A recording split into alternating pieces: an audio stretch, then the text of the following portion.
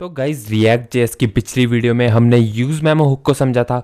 उसी तरह से काफ़ी कुछ सिमिलर आज का हुक हमारा होने वाला है जिसको हम सीखने वाले हैं, जो कि है यूज कॉल बैक हुक। ठीक है, अगर सिंप्लीफाई वे में बताऊं तो यूज मेमो हम यूज़ करते थे एक वैल्यू को मेमोराइज करने के लिए, और वहीं यूज कॉल बैक का हम यूज़ करते हैं एक फंक्शन को मेमोराइज करने के लिए। ठीक है, तो ये इन दोनों में डिफरेंस है। तो आज हम यूज कॉल बैक देखने वाले हैं, काफ़ी कुछ सिमिलर होने वाला है हमेशा की तरह। पहले हम हुक्स की पहले प्रॉब्लम समझेंगे, ठीक है, कि हुक की ज़रूरत क्यों पड़ी। उसके बाद हुक को इस्तेमाल करना उसको सीखेंगे। तो चलते हैं यार विजुअल स्टूडियो कोड में डायरेक्टली और देखते हैं इसका क्या काम है। यार यहाँ पे मैं आपको बताना चाहूँगा, अगर आपने यूज़ मेमो नहीं देखा है देख लो यार। यूट्यूब में जाओ, प्लेलिस्ट अभी खुली थी जो आपके सामने, उसको बुकमार्क कर लो या जाके खोल खोल के बार बार भी देख सकते हो। ठीक है, उसको देखो, उसमें यूज़ मेमो हुक को समझो, उसके बाद यूज़ कॉल बैक को देखो। मैं ऐसा नहीं कह रहा उसके बिना ये समझ नहीं आएगा, बट इंपॉर्टेंट वो भी है, इसीलिए वैसा ही काफ़ी कुछ सिमिलर है यूज़ कॉल बैक हुक, वो मैंने आपको बता दिया है। कि यूज़ मेमो में हमने देखा था, हम एक वैल्यू को मेमोराइज करा रहे थे मेमोरी में, ताकि हमारे जो है रिरेंडर का प्रॉब्लम ख़त्म हो जाए। ठीक है, ताकि क्योंकि वो ले रहा था मेमोरी हमारी, ठीक है, वो कंप्यूट कर रहा था अननेसेसरी चीज़ को बार बार, उसको हमने प्रिवेंट किया यूज़ मेमो हुक से। आज हम फंक्शंस की बात करने वाले हैं। ठीक है, जब फंक्शन हम मेमोराइज करना चाहते हैं तो वहाँ पे हम यूज़ कॉल बैक हुक का हम यूज़ करते हैं। ठीक है, तो देखते हैं, सबसे पहले एक प्रॉब्लम यहाँ पे समझ लेते हैं, उसके बाद हम देखेंगे कैसे हम यूज़ कॉल बैक हुक का यूज़ करेंगे। ठीक है, तो यहाँ पे छोटा सा कोड पहले से लिखा है, घबराने की जरूरत नहीं है, मैं आपको पूरा समझाता हूँ। ठीक है, मैंने शुरू से नहीं लिखा, ये पहले से लिखा है, आपको समझ आ जाएगा, मैं समझाऊंगा आपको। ठीक है, तो सबसे पहले हमारे दो कंपोनेंट है यार, एक हमारा app.js, एक मैंने अलग से कंपोनेंट बनाया है टू डूज। अब ये प्रॉब्लम जो है ना यहाँ पे आने वाली है।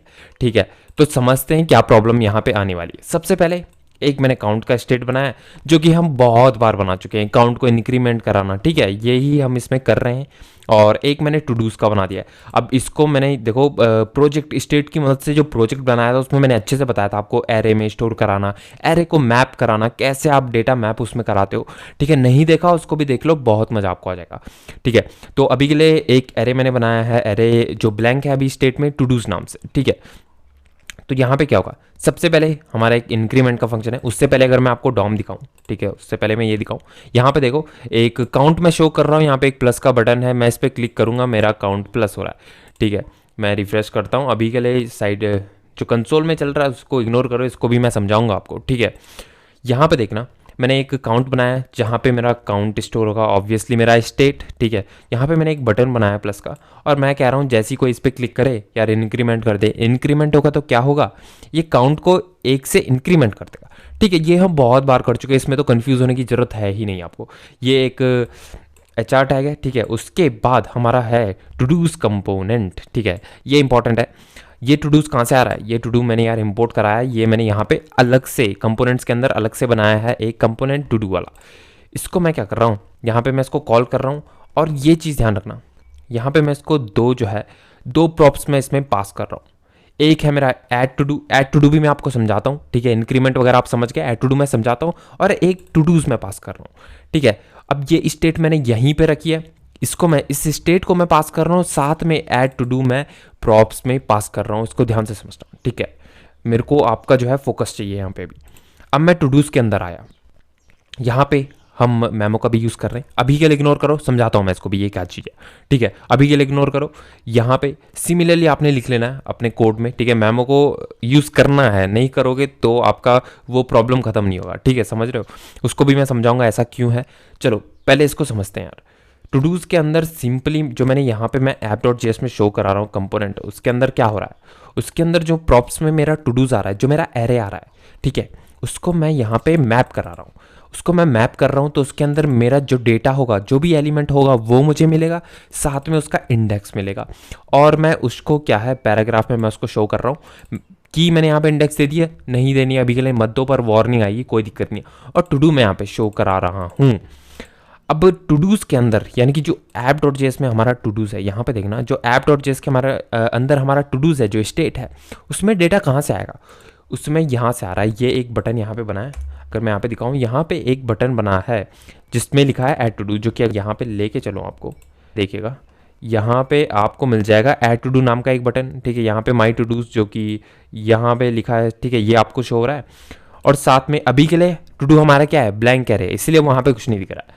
अगर मैं ऐड टू डू में क्लिक करूँ, मैं क्लिक करूँ तो न्यू टू डू लिख के आ रहा है। न्यू टू डू क्यों आ रहा है लिख के, यहाँ पे मैंने ऐड टू डू जो है प्रॉप्स में फंक्शन लिया था, मैंने प्रॉप्स में फंक्शन लिया था, टू डूज भी ले रहा हूँ, ऐड टू डू भी ले रहा हूँ। अब जैसे ही मैं ऐड टू डू वहाँ से कॉल कर रहा हूँ इस फंक्शन को, ऐप डॉट जेएस के अंदर जो है वो क्या कर रहा है, जो टू डूज मेरी स्टेट है, ठीक है, सेट टू डू कर रहा है।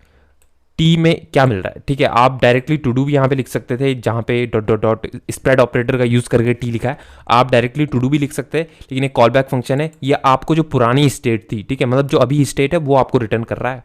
और यहाँ पे उसको मैंने क्या किया, ये भी मैंने आपको सिखाया था स्प्रेड ऑपरेटर क्या काम कर रहा है। ये क्या काम कर रहा है, जो पहले से एरे में है उसको तो सिमिलरली यहाँ पे पुट कर देगा, साथ में जो आपको नया चाहिए उसको भी पुट कर देगा और उसको सेट करा देगा। ये मैंने आपको पहले बहुत बार बता चुका हूँ, ठीक है। हमने यूज स्टेट की मदद से जितना कुछ किया है, मैप वगैरह देखा है, मैं हर बार ऑब्वियसली मैंने शायद बताया है जहाँ तक मुझे पता है, और प्रोजेक्ट में तो हमने काफ़ी अच्छे से देखा था। देख लो प्लेलिस्ट, एक्सेस कर लो प्लेलिस्ट को, ठीक है। और यहाँ पे क्या हो रहा है, न्यू टू डू ऐड हो रहा है, तो इसीलिए जब भी मैं क्लिक कर रहा हूँ न्यू टू डू ये ऐड होता रहेगा, ये ऐड होता रहेगा। अभी कुछ और वैल्यू नहीं दिखेगी इसमें, खाली न्यू टू डू आपको दिखने वाला है, ठीक है। मैं इसको अभी के लिए रिफ्रेश करता हूँ, ठीक है। आपने देख लिया यहाँ पे हो क्या रहा है। अभी समराइज वे में बताऊँ, ठीक है, बाकी आप डॉम वगैरह नहीं बताऊँगा मैं। यहाँ पे मेरे टू डूज कंपोनेंट के अंदर दो मेरे डिपेंडेंसी जा रही है, प्रॉप्स जा रहे हैं, सॉरी, दो प्रॉप्स मेरे जा रहे हैं। एक तो है ऐड टू डू और एक खुद टू डूज मेरा जा रहा है। यहाँ पे टू डूज को मैं मैप करा के दिखा रहा हूँ, ऐड टू डू से मैं नया टू डू ऐड कर रहा हूँ, जो कि खाली एक ही वैल्यू होल्ड कर रहा है, वो मुझे पता है, जो कि न्यू टू डू जो है एरे में सेट कर दे रहा है, ठीक है। इतना यहाँ पे हो रहा है। अभी यहाँ पे प्रॉब्लम की बात कर लेते हैं, ठीक है। आपने देख लिया कोड में क्या चल रहा था, अभी यहाँ पे प्रॉब्लम की बात कर लेते हैं। और आप कर नहीं समझ में आया दोबारा से देखो, मैंने बहुत अच्छे से समझाया, दोबारा से देखो। अगर आपको तेज़ लग रही है आवाज़ तो स्लो करके देखो, स्लो लग रही है तेज़ करके देखो, यूट्यूब में आपको फंक्शनैलिटी मिल जाती है, ठीक है। और यहाँ पे मैं क्या करूँगा यार, मैं आता हूँ यहाँ पे, अभी देखना यहाँ पे मैंने क्या किया, ठीक है। अगर मैं ऐड टू डू क्लिक कर रहा हूँ, यहाँ पे मैंने सबसे पहले, मैं यहाँ पे दिखाना भूल गया, यहाँ पे मैं कंसोल डॉट लॉग कर रहा हूँ चाइल्ड रेंडर, यानी कि जैसे ही मेरा ये कंपोनेंट रीरेंडर होगा, यहाँ पे ये कंसोल मेरा शो कर देगा मेरे कंसोल में, ठीक है। ये चाइल्ड रेंडर मेरा शो कर देगा मेरे कंसोल में, ठीक है। मैं इसको सेव करता हूँ। अभी के लिए अगर मैं ऐड टू डू में क्लिक करूँ तो यहाँ पे देखो क्या हो रहा है, ठीक है, बहुत बढ़िया। चाइल्ड रेंडर कॉल कर रहा है, क्यों, क्योंकि यहाँ पे जो है मेरा टू डूज भी मेरे चेंज हुए, वहाँ पे नया एलिमेंट ऐड हुआ है, साथ ही साथ में ठीक है ऐड टू डू फंक्शन मैंने कॉल किया है, तो खैर मेरा एलिमेंट चेंज हो रहा है वहाँ पे, तो मेरा चाइल्ड रेंडर हो रहा है, मुझे समझ आ रहा है, बहुत बढ़िया। मैं क्लिक करूँगा हर बार चाइल्ड रेंडर दिखाएगा। लेकिन प्रॉब्लम यहाँ पे कहाँ आती है, अगर मैं काउंट में क्लिक करूँ, मैंने काउंट में क्लिक किया तो यहाँ पे क्या हुआ यार, यहाँ पे मेरा चाइल्ड रेंडर चला, ये क्यों चला, ये नहीं चलना चाहिए था, ये क्यों नहीं चलना चाहिए था। अगर मैं वापस से app.js में आपको लेके चलूँ तो इंक्रीमेंट वाला फंक्शन यही है, ठीक है। और ये जो काउंट मेरी स्टेट है वो भी इसी कंपोनेंट में है, तो जब ये दोनों इस कंपोनेंट में है तो टू डूज से इसका क्या लेना देना है, टू डूज में ये रेंडर टू डू क्यों हो रहा है दोबारा, ये तो बहुत प्रॉब्लमेटिक चीज़ है ना। जो कंपोनेंट से आप छेड़ नहीं रहे हो जिसको, वो वापस से जो है रेंडर हो रहा है, ये प्रॉब्लम वाली चीज़ है। अभी तो आपको बहुत फास्ट लग रहा है, ठीक है, वेबसाइट में कुछ लोड नहीं है, बहुत फास्ट चल रही है, लेकिन ये प्रॉब्लमेटिक चीज़ है। अगर आप देखो बड़े यूज़ केस में, बड़े वेबसाइट में, बड़े प्रोजेक्ट्स में, ठीक है, अगर ऐसा होता रहेगा वेबसाइट आपकी बहुत स्लो हो जाएगी, ठीक है। और ऐसा नहीं होना चाहिए, आपको जो है इफ़िशियंट वेबसाइट बनानी है ना, अपनी एप्लीकेशन काफ़ी इफ़िशियंट आपको बनानी है। तो यहाँ पे ये प्रॉब्लम है। अभी ये मैं बताता हूँ ये क्यों हो रहा है यहाँ पे, ठीक है, क्यों ये हो रहा है इसको हम देखते हैं। इंक्रीमेंट में आपने जैसे क्लिक किया, ठीक है, इसने क्या किया, इसने स्टेट अपडेट की।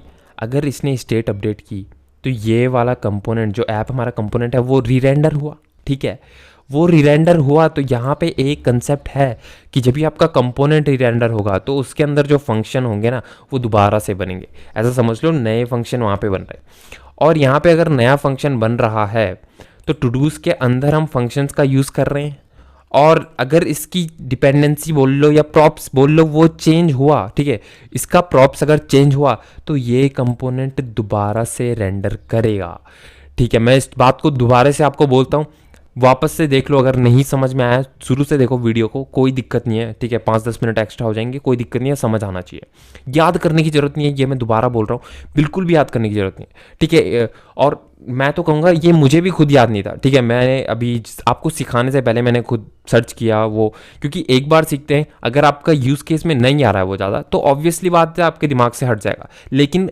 प्रॉब्लम पता होनी चाहिए, उसका सॉल्यूशन होता है ये आपको पता होना चाहिए। फिर तो यार आप जैसे आपको ज़रूरत पड़ेगी आप नेट में चेक कर लोगे या वीडियो दोबारा आके देख लोगे, है ना, उसकी दिक्कत नहीं है, याद नहीं करना है ना। तो ये बात है। तो चलते हैं, अभी मैं आपको दोबारा से ये चीज़ बताता हूँ जो मैंने आपको बताई थी, ठीक है। हुआ क्या यहाँ पे, मैंने इंक्रीमेंट में क्लिक किया, मेरा इंक्रीमेंट फंक्शन चला, इसने मेरी काउंट वाली स्टेट अपडेट की। अब आपको पता है जैसे ही कोई कंपोनेंट की स्टेट अपडेट होती है तो वो कंपोनेंट रीरेंडर होता है। क्या होता है? रीरेंडर होता है। और जैसे ही अभी फंक्शन जो कंपोनेंट है वो रीरेंडर हुआ, ये बात ध्यान रखना, स्टेट के हमारा स्टेट चेंज नहीं हुई यहाँ पे, ठीक है, बल्कि हमारे ये वाले जो प्रॉप्स जो फंक्शंस हमारे ये वापस से जनरेट हुए हैं, ये कह लो, ठीक है। और ये जनरेट हुआ है ऐड टू डू दोबारा से, तो ऐड टू डू हम एज अ प्रॉप्स ले रहे थे हमारे टू डूज कंपोनेंट में। अब इसको हम एज अ प्रॉप्स ले रहे थे, तो मतलब प्रॉप्स चेंज हुआ। और अगर प्रॉप्स चेंज होते हैं, किसी भी कंपोनेंट के प्रॉप्स चेंज होते हैं, तो वो कंपोनेंट वापस से रिरेंडर होता है। और ये टू डूज भी हमारा वापस से रिरेंडर हुआ, तो इसने मुझे चाइल्ड रेंडर यहाँ पे कंसोल करके दिखा दिया। इतना सिंपल था, ठीक है। समझ आ गई आपको प्रॉब्लम? आई होप आपको समझ आ गई होगी प्रॉब्लम क्या थी, ठीक है। इसको सॉल्व कैसे करेंगे ये तो हम देखेंगे यार, यही तो वीडियो का मुद्दा है ना, कैसे सॉल्व करेंगे। और ये आपको पता है किससे करेंगे? यूज़ कॉलबैक से करेंगे ऑब्वियसली। और ये काफ़ी सिमिलर है यूज़ मेमो से, यूज़ इफेक्ट से। सिंटैक्स जो है इसका ना काफ़ी सिमिलर है। तो यूज़ मेमो में मैंने आपको बताया था कि हम वैल्यूज़ को मेमोराइज़ कराते हैं। यहाँ पे फंक्शन हमारा मेमोराइज़ होगा, ठीक है, इसके अंदर हमारा फंक्शन जो है मेमोराइज़ होगा।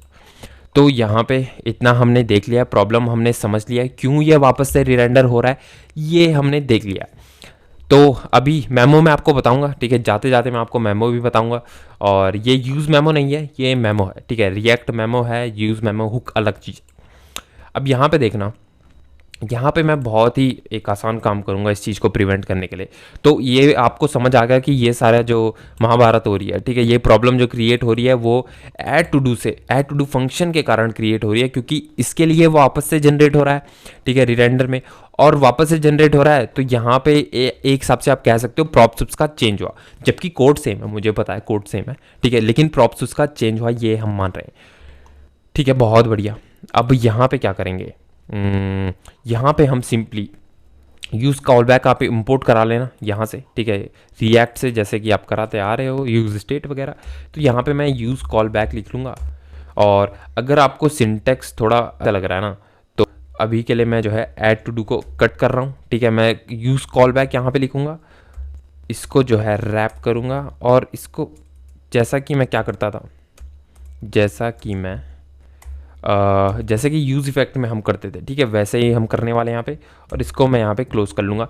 तो ये देखो आपको काफ़ी सिमिलर लग रहा है अभी, ठीक है, जो यूज़ इफेक्ट की अगर आपको आदत है, ठीक है, तो ये काफ़ी सिमिलर हमको लग रहा है, काफ़ी सिमिलर का पूरा सिमिलर है यार। यहाँ पे आपका डिपेंडेंसी एरे आ जाएगा, ये हमको देना है कि कब, आपको ये भी तो बताना है ना कब ये फंक्शन वापस से चलेगा, है ना। तो ऐसा तो नहीं है कि हर बार मेमोरीज वैल्यू रिटर्न करे, कभी तो चेंज करना पड़ेगा इसको। तो यहाँ पे मैं अभी वापस से इसको पेस्ट कर देता हूँ, आप समझ गए हो, ये सिंटैक्स आपको समझ आ गया, ठीक है। अब डिपेंडेंसी एरे में मैंने क्या दिया, अगर डिपेंडेंसी नहीं पता यूज़ इफेक्ट वाली वीडियो देखो यार, अच्छे से मैंने समझाया। यूज़ मेमो भी मैंने वापस से समझाया था इसको, अब की वीडियो में मैं दोबारा से नहीं बताऊँगा, ठीक है। तो यहाँ पे मैं जो है टू डूज़ अपनी यहाँ पे डिपेंडेंसी दे रहा हूँ। तो मैं बेसिकली क्या कह रहा हूँ उसको, अगर मेरा टू डूज़ चेंज होता है तो तब भैया इसको जो है ना वापस से कॉल करना, तब मेमोइज्ड फंक्शन मत रिटर्न करना। सॉरी, यहाँ पे मैं वैल्यू बोल रहा था, ठीक है, मेमोइज्ड फंक्शन मत रिटर्न करना, यहाँ पे इसको वापस से करना कॉल।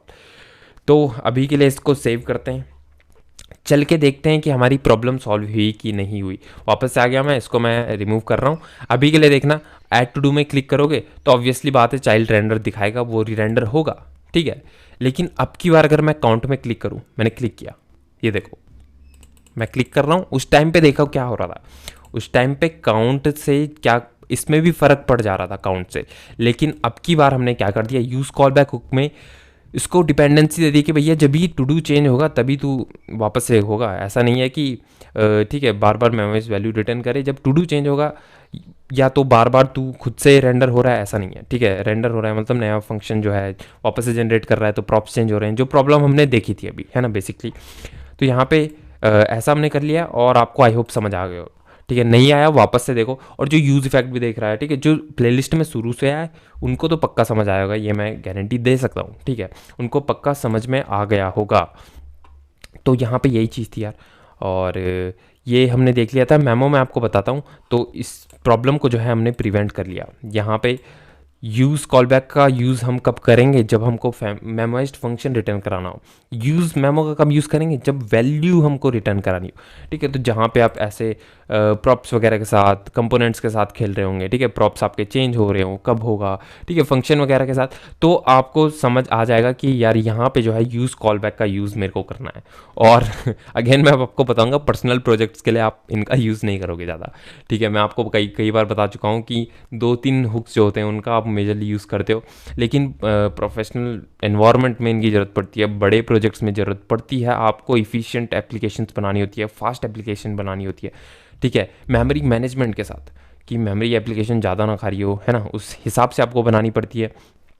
तो यहाँ पे ये हमने देख लिया है। अभी हम देखेंगे कि जो है मेमो का क्यों यूज़ कर रहे हैं। ये मेमो मैंने आपको बताया नहीं था, तो इसी वीडियो में एडिशनल चीज़ ऐड होगी। ठीक है, बहुत बढ़िया। यहाँ पे मेमो भी आपको बता देता हूँ। तो मेमो को अगर मैं आपको समझाऊँ तो मेमो बेसिकली क्या है, तो एक काम करूँगा यार, मैं मेमो का, रिएक्ट मेमो का और यूज़ कॉलबैक का मैं आपको एक W3 स्कूल का ब्लॉग आपको मिल जाएगा, उसका लिंक मैं डिस्क्रिप्शन में दे दूंगा। पढ़ना है पढ़ लो, पढ़ के भी ज़्यादा समझ में आएगा, देख के भी तो क्लियर हो जाएंगी चीज़, आपको पूरा क्लियर हो जाएगा। ठीक है ना। तो ये चीज़ आपको पता है। अब मेमो का क्यों यूज़ करते हैं यार, मेमो हम इसीलिए यूज़ करते हैं ताकि अगर जहाँ से प्रॉप्स आ रहे हैं, तो अगर इसके प्रॉप्स अगर चेंज नहीं हुए, अगर इसके प्रॉप्स चेंज नहीं हुए तो ये इस कंपोनेंट को वापस से रिरेंडर नहीं करेगा। ठीक है, ये आप समझना। तो यहाँ पे देखना, अगर मैं यहाँ पे टू डूज़ का जो है, टू डूज़ का मैं यहाँ पे वो भी ले रहा हूँ। ठीक है, हमने ऐड टू डू तो देखा कि ऐड टू डू की वजह से हो रहा था, लेकिन यार मैं यहाँ पे टू डूज़ भी तो ले रहा हूँ। हाँ, टू डूज़ में ले रहा हूँ और ये कंपोनेंट रिरेंडर हो रहा है, तो इसकी वजह से भी तो इसको होना चाहिए था। इसको तो मैंने यूज़ कॉल बैक में रैप कर दिया है, इसको मैंने यूज़ कॉल बैक में रैप कर दिया है, लेकिन यार इसकी वजह से भी तो ये रिरेंडर होना चाहिए था। लेकिन ये इसकी वजह से क्यों नहीं हुआ, क्यों नहीं हुआ, मेमो की वजह से नहीं हुआ। ठीक है, अगर मैं आपको दिखाऊं, अगर मैं मेमो यहाँ से हटा देता हूँ, मैं मेमो के अंदर रैप नहीं करूँगा इसको। ठीक है, तो आप ये मेमो का कहीं पे भी यूज़ कर सकते हो जहाँ पे आप चाहते हो कि अगर आपकी प्रॉप्स जो है वो चेंज ना हो। ठीक है, तो ये रिरेंडर ना करे यार, अगर प्रॉप सेम है तो ये रिरेंडर ना करे वापस से। मैं इसको सेव करता हूँ, चलता हूँ। तो यहाँ पे देखना, यूज़ कॉल बैक का तो हमने यूज़ किया है, लेकिन फिर भी ये प्रॉब्लम देगा। अगर मैं ऐड टू डू में क्लिक करता हूँ, चाइल्ड रेंडर वो होना ही है। काउंट में मैं क्लिक करता हूँ तो यहाँ पे वापस से चाइल्ड रेंडर दिखा रहा है। क्यों? क्योंकि यहाँ पे प्रॉप्स चेंज नहीं हुए, मतलब स्टेट यहाँ पे चेंज नहीं हुई, लेकिन फिर भी इसने रिरेंडर करा दिया है। ठीक है, तो बेसिकली यही है, इसीलिए हम मेमो का यूज़ करते हैं। तो ताकि अगर आपके प्रॉप्स जो है चेंज ना हो, जो कि इस केस में हमारी टू डूज़ थी, तो ये रिरेंडर ना करे यार एप्लीकेशन खुद में, है ना। तो आप यार ये सोच रहे होंगे, आपके दिमाग में आया होगा कि जब मेमो की मदद से ये हो रहा है, तो ऐड टू डू में क्यों हमें यूज़ कॉल बैक का ज़रूरत पड़ रहा है ना। इसमें भी तो सेम चीज़ होनी चाहिए थी कि मेमो का हम यूज़ कर रहे हैं तो वहाँ पे वापस से उसको रिरेंडर नहीं होना चाहिए था, लेकिन नहीं यार। ठीक है, स्टेट आपकी चेंज नहीं हुई है, लेकिन अगर फंक्शन की बात करें तो हर कंपोनेंट रिरेंडर में फंक्शन वापस से जनरेट हो रहा है। तो इसके लिए फंक्शन तो चेंज हुआ है ना। मेमो हम क्यों यूज़ कर रहे हैं कि अगर चेंज ना हो प्रॉप्स तो तब रिरेंडर ना करे, लेकिन उसके लिए अभी तो चेंज हुआ है फंक्शन। ठीक है, तो इसीलिए यहाँ पे हमको यूज़ कॉल बैक की ज़रूरत पड़ी थी और हमने देख लिया यूज़ कॉल बैक का काम देख लिया है। ठीक है, और प्रॉब्लम क्या थी, सॉल्यूशन तो यूज़ कॉल बैक है, वो हमने देख लिया। तो बहुत बढ़िया यार, इतना ही था। और तो एक और चीज़ जिसमें ऐसा है, अगर आपको जो है पैरामीटर्स देने हैं, जब जैसे कि हम फंक्शन यहाँ पे मेमोराइज करा रहे हैं तो हम पैरामीटर दे सकते हैं, लेकिन अगर यूज़ मेमो की बात करें तो वैल्यू के केस में वैल्यू हम मेमोराइज करा रहे हैं तो उसमें यार पैरामीटर का कोई मतलब नहीं बन जाएगा, है ना। तो यहाँ पे हम पूरा फंक्शन मेमोराइज करा रहे हैं यूज़ कॉल बैक में, तो यहाँ पे मैं इसको पैरामीटर दे सकता हूँ, है ना।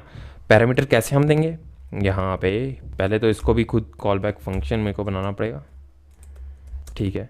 ऐड टू डू मैंने कॉल किया और इसके अंदर मान लो मैं क्या दूँ यहाँ पे, मैं दूंगा यहाँ पे क्या दे यार, ठीक है, इसको मैं अभी के लिए 8 दे रहा हूँ। कुछ भी आप दे सकते हो, ऐसा नहीं है ना। मैं अभी के लिए इसमें 8 दे रहा हूँ। इसको सेव करते हैं और यहाँ पे मैं इसको गेट करूँगा। तो बेसिकली यहाँ पे मैं एज अ पैरामीटर उस वैल्यू को गेट करूँगा, तो यहाँ पे मैं लिख दूँगा, ठीक है, यहाँ पे मैं नम लिख दूंगा, कुछ भी यहाँ पे आपको मिल जाएगा, ठीक है। यूज़ कॉल बैक में हम इसका यूज़ कर रहे हैं, तो यहाँ पे आपको ये चीज़ मिल जाएगी और यहाँ पे हम इसका यूज़ कर सकते हैं। इसके बाद न्यू टू डू के बाद अगर मैं यहाँ पे, ठीक है, एक मिनट, यहाँ पे क्या करते हैं यार, न्यू टू डू को रैप कर देते हैं हम, टेम्पलेट डिटेल्स का यूज़ करते हैं ताकि मैं जावास्क्रिप्ट की वैल्यू भी यूज़ कर पाऊँ। यहाँ पे मैं नम पास कर देता हूँ, ठीक है। इसको सेव करते हैं। अब यहाँ पे आप पैरामीटर्स में कुछ भी भेज सकते हो। अभी के लिए मैंने फालतू की वैल्यू भेजी है जिसका कोई काम नहीं है एक्चुअल में, है ना। इसको सेव करते हैं, चलते हैं। और मेमो मैंने लगा दिया है, हाँ मेमो मैंने लगा दिया है। तो अब की बार ये जो है प्रॉब्लम क्रिएट नहीं करेगा, ठीक है। मेरा कंपोनेंट बेमतलब रीरेंडर नहीं हुआ। मैं अकाउंट में क्लिक करता हूँ, नहीं हो रहा है। मैं ऐड टू डू में क्लिक करूँगा तो यहाँ पर, अब यहाँ पे आप पैरामीटर में कुछ भी भेज सकते हो, तो ये भी एक यूज़ केस हो जाता है यूज़ कॉल बैक का, ठीक है। तो इतना ही था यार आज की वीडियो में। आई होप आप लोगों को समझ आएगा। नहीं आया है तो वापस से देखो, ठीक है। ब्लॉग का लिंक मैं डिस्क्रिप्शन में दूंगा, उसको पढ़ो तो ज़्यादा दिमाग में घुसेगा। और याद करने की ज़रूरत इसको है नहीं यार, ये मैं बता चुका हूँ पहले से। तो आज की वीडियो में इतना ही guys, thank you for watching this video.